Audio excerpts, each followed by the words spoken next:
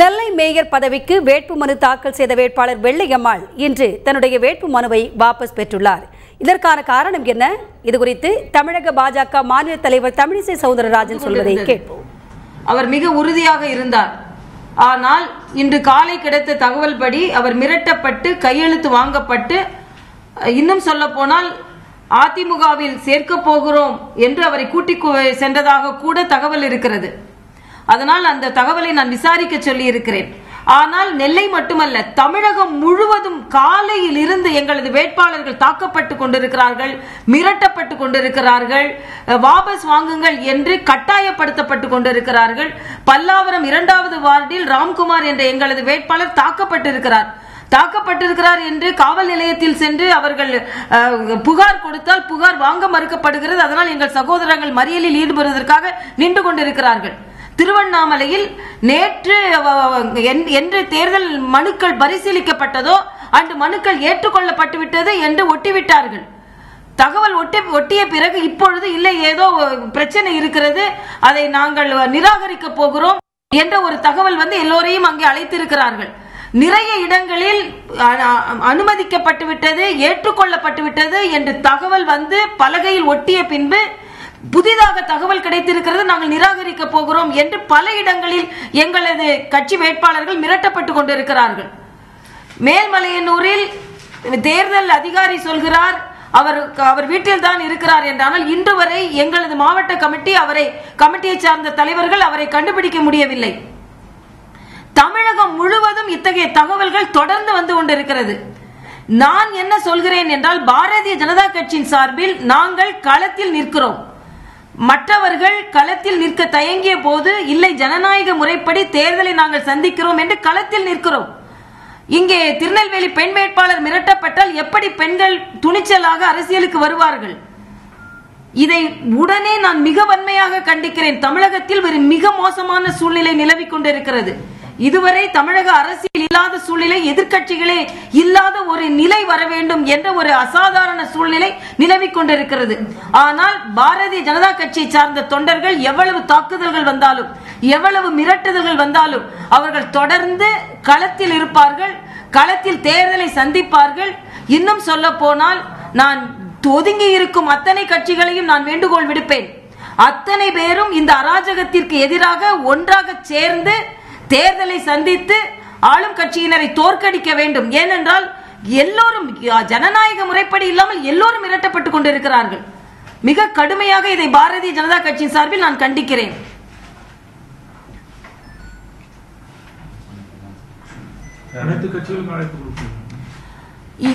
ஒதுங்கி இருக்கும் அத்தனை கட்சிகளும் இப்பொழுது களத்தில் இறங்கி எங்களுக்கு உறுதுணையாக நிற்க வேண்டும்.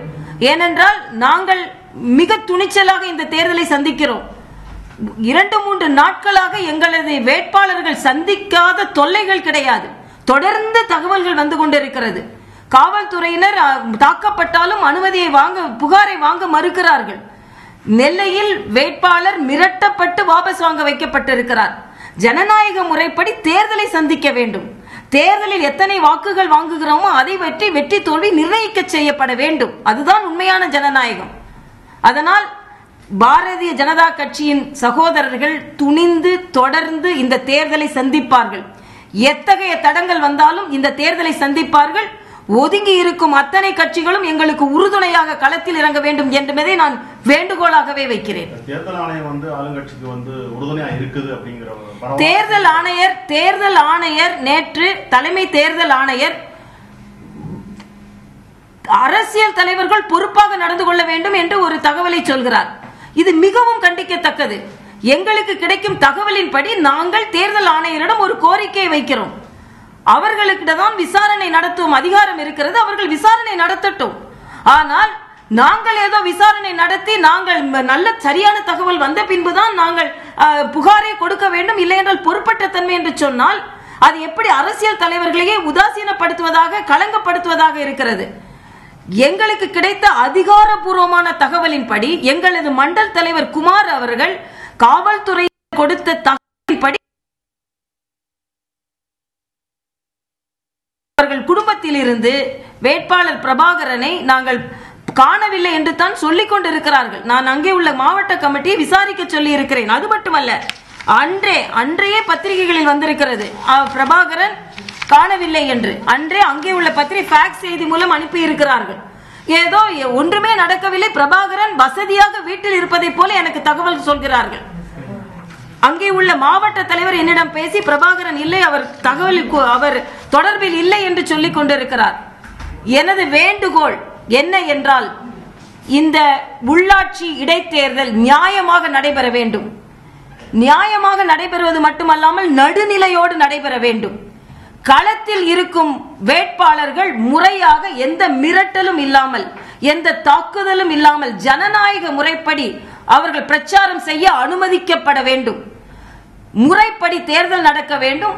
அப்பின்பு யார் வேண்டுமானாலும் எவ்வளவு வாக்குகள் வாங்குகிறார்கள் என்பதை பார்த்து விடலாம். ஆனால் வாக்குகள் தேர்தலில் போட்டியிடுவதற்கு முன்னாலேயே வேட்பு மனுக்கள் தாக்கல் செய்வது தடுக்கப்படுவதும், வேட்பாளர்கள் தடுக்கப்படுவதும், தாக்கப்படுவதும், வேட்பாளர்கள் மிரட்டப்படுவதும், மிரட்டி அவர்களை வாபஸ் வாங்க செய்து எதிர்க்கட்சியே இல்லாமல் நாங்கள் தேர்வு செய்யப்பட்டு விட்டோம் என்று சொல்வதும் எந்த விதத்திலும் அழகல்ல என்பதை நான் மிக தெளிவாக இங்கே சொல்லிக் கொள்கிறேன். இந்த இடைத்தேர்தலில் வந்து பிஜேபி வந்து அதிகமான இடங்களை கைப்பற்றோம் அப்படிங்கிற ஒரு சந்தேகத்தின் காரணமாக தான் இந்த மாதிரிலாம் நடவடிக்கை நடக்கப்படுகிறது.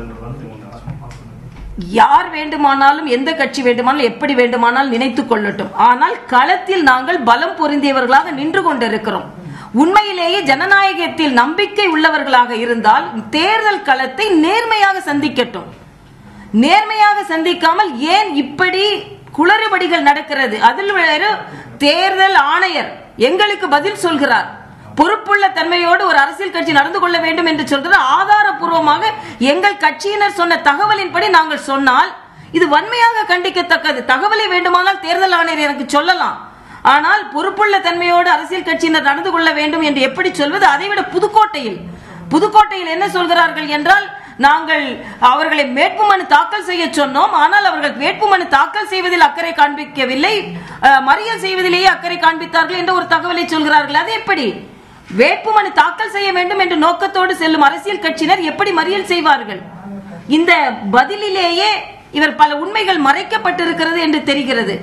அதனால் தேர்தல் ஆணையம் நடுநிலையோடு நடந்து கொள்ள வேண்டும் என்று பாரதிய ஜனதா கட்சி கேட்டுக்கொள்கிறது.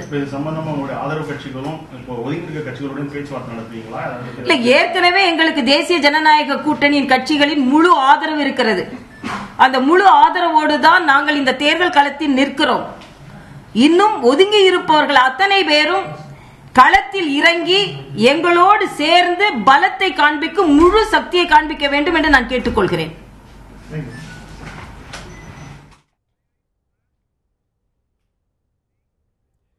நெல்லை மேயர் பதவிக்கு வேட்புமனு தாக்கல் செய்த வேட்பாளர் வெள்ளையம்மாள் இன்று தன்னுடைய வேட்புமனுவை வாபஸ் பெறப்பட்டதற்கான காரணமாக அவர் மிரட்டப்பட்டு வேட்புமனுவை வாபஸ் பெற வைக்கப்பட்டிருக்கிறார். தங்களுக்கு எதிர்க்கட்சியினரே இல்லாத நிலை இருக்க வேண்டும் என்ற எண்ணத்தில் இவ்வாறு செய்யப்பட்டுள்ளதாக சொல்கிறார்.